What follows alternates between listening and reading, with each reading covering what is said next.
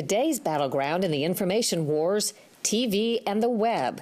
Islamic extremist terrorists openly recruit online. We are men honored with Islam who climbed its peaks to perform jihad. And U.S. officials say Russian President Vladimir Putin exploited state-controlled TV news to discredit Hillary Clinton. Polls nationwide show that the majority of Americans do not trust Hillary Clinton, and one of the covert warfare is also widely being waged by U.S. political and corporate actors. When people get online every day and take part in social media or do searches for news, what is it you think they don't know? I don't think they know that they're being manipulated. In April of 2015, Baltimore erupted in riots after the death of a black suspect. It's one person at a time, one day at a time. Kevin Davis is Baltimore's police commissioner. We're never going to reach that point where 100% of the population loves the police. Gone now are strategies like stop and frisk and zero-tolerance policing. Cops are backing off of proactive policing in high-crime areas, and as a result, violent crime is rising at a dramatic rate.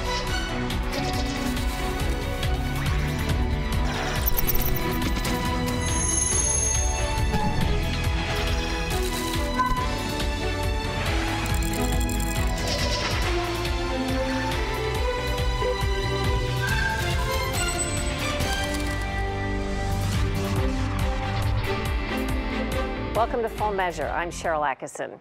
It's perhaps one of the most important and pitched battles of our time, the battle to control information and sway public opinion. What can you believe? Who's telling the truth? What's real?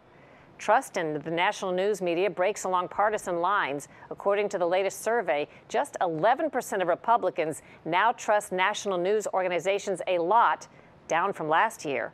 Over the same period, Democrats' trust has gone up to 34%. Trust in social sites like Facebook and Twitter is in the single digits for all political persuasions, a reflection that the web is a free-for-all where news is faked and popular sites are subject to manipulation or censorship. Today, we investigate efforts to control the sum of all knowledge. As a Donald Trump supporter, Andrew Torba felt like odd man out in California's Silicon Valley, home of prominent tech firms like Apple, Facebook, and Google. Last year, he was outraged when he attended this campaign rally in San Jose and saw violent anti-Trump protesters attacking Trump supporters.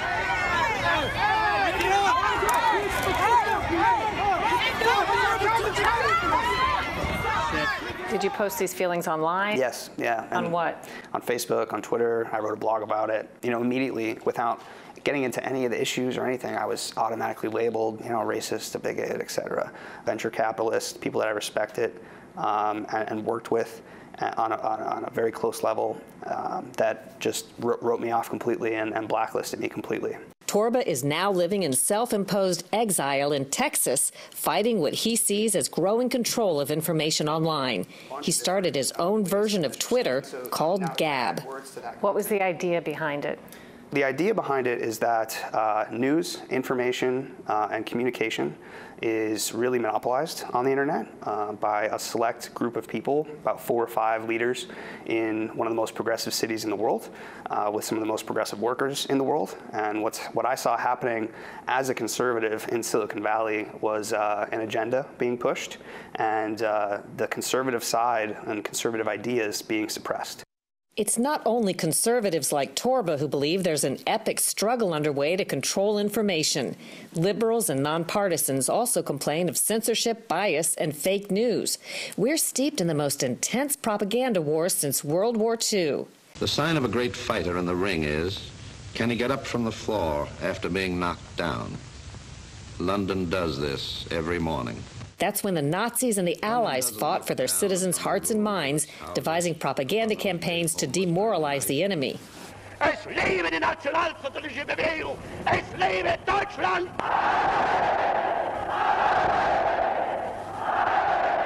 Today's battleground in the information wars, TV and the web. Islamic extremist terrorists openly recruit online. We are men honored with Islam who climbed its peaks to perform jihad, answering the call to unite under one flag.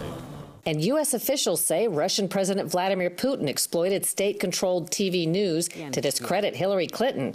Polls nationwide show that the majority of Americans do not trust Hillary Clinton, and one of the covert warfare is also widely being waged by U.S. political and corporate actors. When people get online every day and take part in social media or do searches for news, what is it you think they don't know? I don't think they know that they're being manipulated. Matthew Brown is a data analyst who pierces the secrecy behind paid efforts to influence online. What areas of the internet are used to shape and manipulate opinion? Everywhere social. Everywhere social means specific Facebook pages, but it also means the comment sections in every major newspaper. Brown began investigating after his health insurance costs tripled, and he commented about it on the Obamacare Facebook page. He got bombarded, he says, by digital activists disguised as ordinary people. Digital activists are paid employees. Their purpose is to attack anyone who's posting something contrary to the view of the page owner wants expressed. Brown decided to use analysis software to crunch the numbers. He evaluated 226,000 pro-Obamacare posts made by 40,000 Facebook profiles. What he found was remarkable. 60% of all the posts were made from 100 profiles, posting between the hours of 9 and 5 Pacific time. Which means what? They were paid to post. Brown says it's rampant on social media. One popular tool, zombie profiles that make automated robo-posts. A zombie post is a fake, purchased or rented Facebook profile that's expressing the views of an organization as if it was his or her own. But when in reality, the comment being expressed is done on software and written by generally 1 or 2 people. So the zombie posts will go out on a schedule, and then they are supported by zombie likes. Is there any reason to believe Republicans don't do the same thing, and corporations as well? There's no reason to believe that everybody's not doing it. Even the government is in the game. Leaked emails show the Fed seeking persona management software to allow 10 personas per user.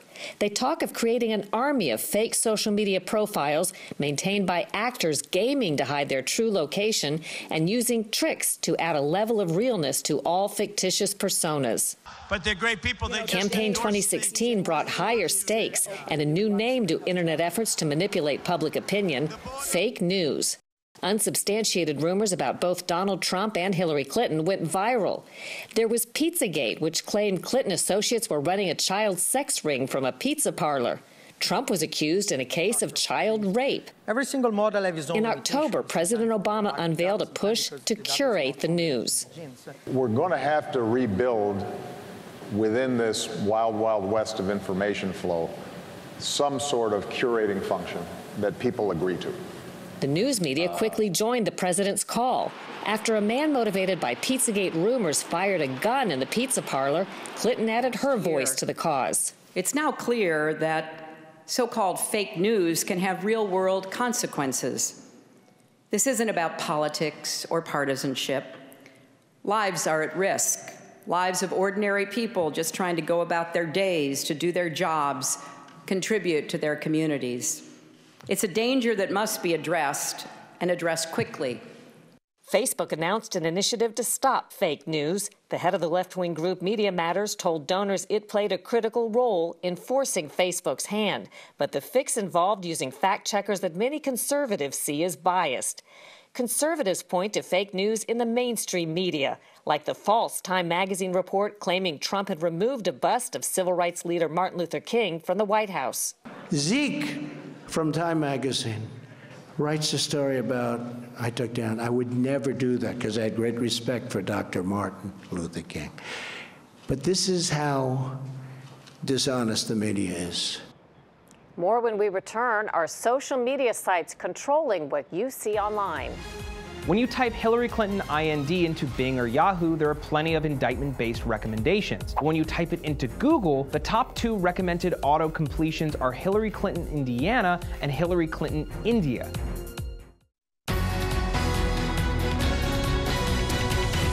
More than ever, powerful interests are working every day to control information and sway public opinion. And with the internet and social media, they have infinite ways to do it. The emergence of fake news as a hot topic is an outgrowth of those efforts. But whoever thought that sorting out fake news would be easy was mistaken. What do you define as fake news? Well, as a term, right, it's like any term, and in fact now you see partisans of both parties appropriating and using this label merely to apply it to news that they don't like. Susan Glasser was editor of the left-leaning Politico during the 2016 campaign. So what started out as a panic over fake news and what role it had in undermining Hillary Clinton's candidacy and promoting Donald Trump's candidacy, by the way, is now a label that Donald Trump, master marketer, has seen is a powerful label, so he's appropriated that and slapped that label on stories that he really doesn't like. Can you state categorically? You are fake news. Sir, go ahead. Can you state It's not that it didn't exist before, but Americans used to know the difference between the National Enquirer at the checkout counter and the New York Times. Public suspicion and allegations of bias hound the most pervasive internet players, Twitter, Google, and Facebook. Google has been actively altering search recommendations in favor of... During the presidential campaign, critics discovered a Google search for Hillary Clinton indictment, typing in IND, didn't suggest indictment. When you type Hillary Clinton IND into Bing or Yahoo, there are plenty of indictment-based recommendations. When you type it into Google, the top 2 recommended auto-completions are Hillary Clinton Indiana and Hillary Clinton India. As it happens, Google's parent company Alphabet was a top Clinton donor. Its chief executive worked on the Clinton campaign. Last year, former Facebook insiders alleged they routinely suppressed news stories of interest to conservative readers. We hear from a lot of people that they don't trust Politico or Facebook or Google or whoever it might be that's trying to sort through the truth or the facts. We're looking at a crisis of faith in institutions, the media being one set of institutions that is under assault. More broadly, political parties, no longer have the trust and faith. Because that is a part of the harassment issue. We don't have. Torba claims Twitter censors conservatives but not liberals for similar behavior. On Gab, anything goes, he says, as long as it's legal, not inciting violence, and not exposing information like credit cards. What we're doing is, instead of us, playing Big Brother and, curating content and deciding what is news and what isn't and what people should see and what they shouldn't, we're giving the power to you as a user. So you can mute different words, trends, hashtags, phrases, topics, and users. Because of Gab's anti-censorship policy, it's attracted plenty of detestable users. Some blogs call it Twitter for racists and the alt-right's very own Twitter. The media likes to label us as alt-right, or they've said Nazi Twitter or the Twitter for racists. And I find it really funny because we have one of the most diverse starting teams of all time. So we have my co-founder, who is a Turkish Kurd, and he's also Muslim. We have our chief communications officer, who is based in Canada, who is an Indian and a practicing Hindu. If there's ultimate truth in the debate over manipulation of information, it may be found in asking not what can you believe, but who wants you to believe it and why. Do you favor censoring information that someone's decided is untrue or may blatantly be untrue so that the public can't access it online? I don't. I think that would be a terrible mistake. We have to find a way for truth to regain its value in our public discourse, I think. And that's not about stopping people from what is untrue. It's about finding ways to reinvigorate the conversation around what is true and to find out that which those who are powerful don't want us to know. What would your advice be to somebody who's taking part either in social media or looking for information on the web? My advice would be not to believe any of it. Take it all with a grain of salt. Representatives from Google, Facebook, and Twitter declined our interview requests. If this subject interests you, these are some of the topics I take on in my new book, The Smear: How Fake News and Shady Political Operatives Control What You See, What You Think, and How You Vote. Next on Full Measure, restoring law and order. It was a campaign promise by candidate Trump. But how have local police tactics changed with officers under attack by both domestic terrorists and the media?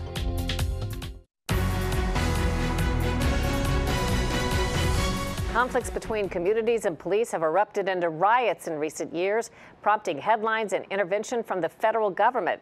It's changed the way police go about their business. But if the duty of the police is to protect and to serve, is the change making us safer? Though crime overall is down from its high in the early 90s, murder and violent crime have gone up in the past 2 years. President Trump has promised to renew law and order. Our Josie Sturman takes a look at the new policing in America. Ferguson, Missouri, in the summer of 2014. Riots erupted after the shooting of Michael Brown by a police officer. It also triggered a vigorous and sometimes violent debate over the relationship between police and minorities. In April of 2015, Baltimore erupted in riots after the death of a black suspect in police custody. The death of Freddie Gray unleashed weeks of fury. It's one person at a time, one day at a time. Kevin Davis is Baltimore's police commissioner.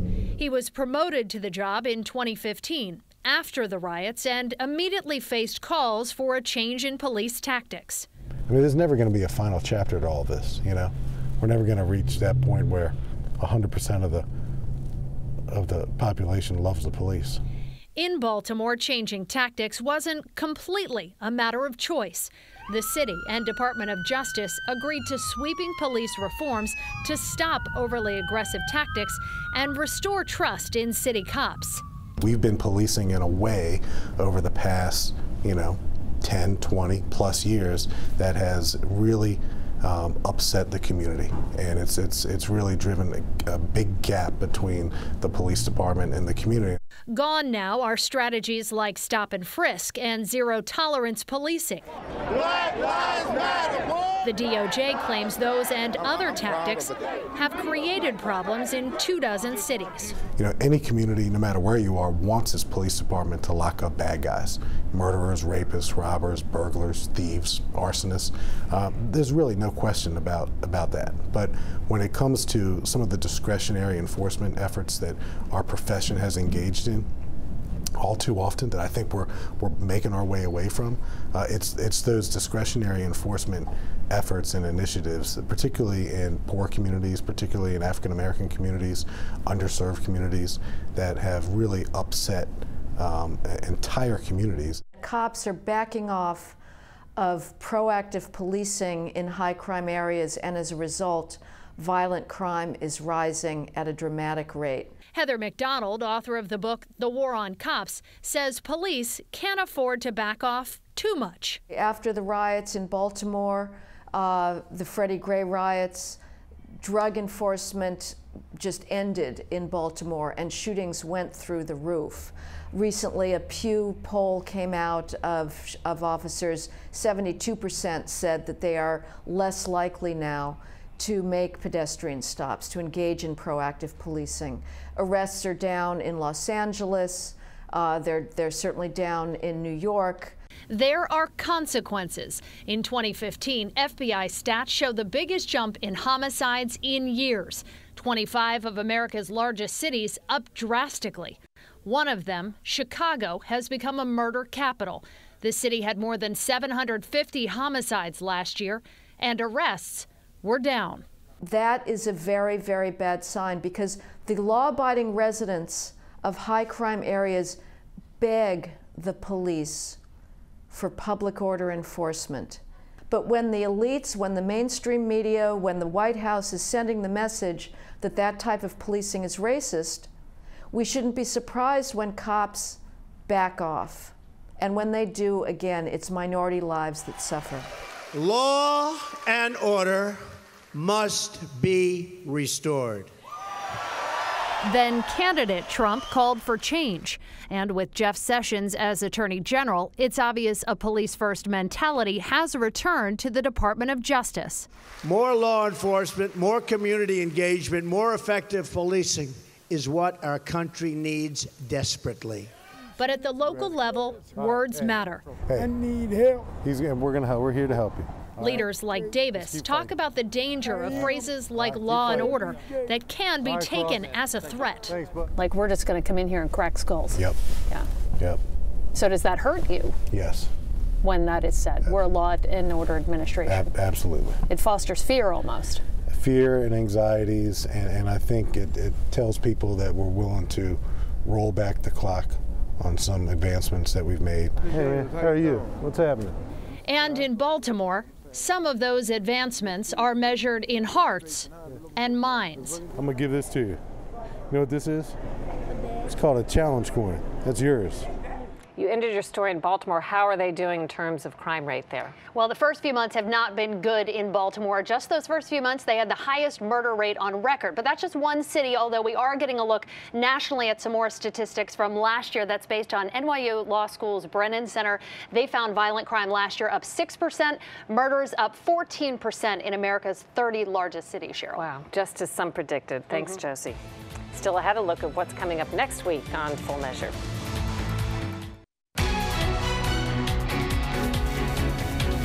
Coming up next week on Full Measure, stories you won't see anywhere else, including a look at the growing threat of superbugs, the antibiotic-resistant bacteria that are threatening more Americans.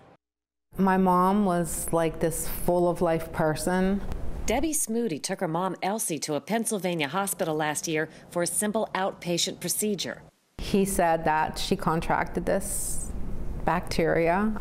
It was probably from a scope that was not properly cleaned. In a matter of weeks, Elsie was gone. Last May came a bombshell. One of the most feared bacteria, first discovered last year in China, turned up in the U.S. Each colony represents one bacteria. It was McGann's lab that found it. I think I used an expletive when I responded back immediately. Are you serious? New Orleans is the place where America lets the good times roll. One of the best ways to see the Big Easy is on foot, if you dare. The guy who hit me said he didn't see me. Jolie Lemoyne was hit by a car last year at this intersection near New Orleans City Park. Traffic comes from 13 lanes in 5 different directions. You won't find a single pedestrian crossing light here. When you see a pedestrian light, you're surprised to see a pedestrian light, whereas in other major cities, they're pretty much on every corner. There's no getting around it. The U.S. shrimping industry is dying. My dad did good. He taught me well. We did good. Now my sons and all, they're starting to struggle now because of what's going on.